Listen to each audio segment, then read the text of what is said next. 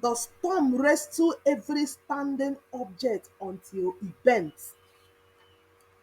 People who gathered for his burial sought for a hiding place to avoid the dancing trees and leaves falling on their heads. The undertakers kept scooping out flood from the open grave, but the rain filled it the more.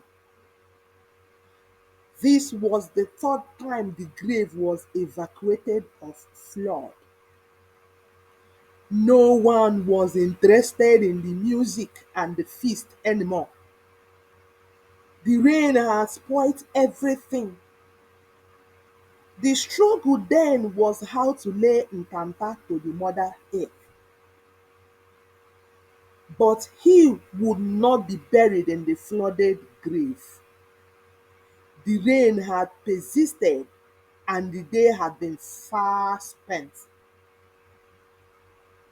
It was just like the day Wokanwa, the childless widow, was buried. She was a poor widow, very poor, and had no one to pay off the rainmakers. On the day of her burial, Ntanta acted what he was known for. He made sure the sky wept water and blood. The poor widow's grave was flooded.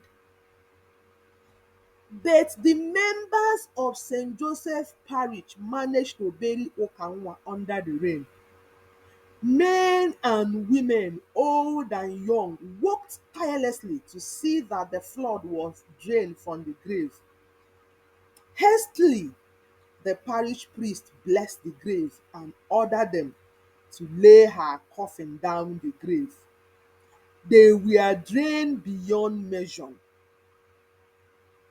The cassock of the vicar were dripping with water, but mission accomplished. The church succeeded in Okanwa's burial under the great storm. But the traditionalists could not maneuver their ways under the dreadful storm. If it were the rain alone, they would defile it. After all, rain does no harm to the body.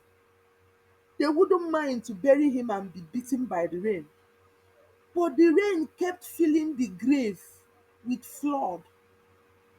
It has never been told or heard that someone was buried in the flooded grave. So they waited and waited and waited, and now they were running out of patience. Night was fast approaching too. Suddenly, the sky let out a strange lightning and a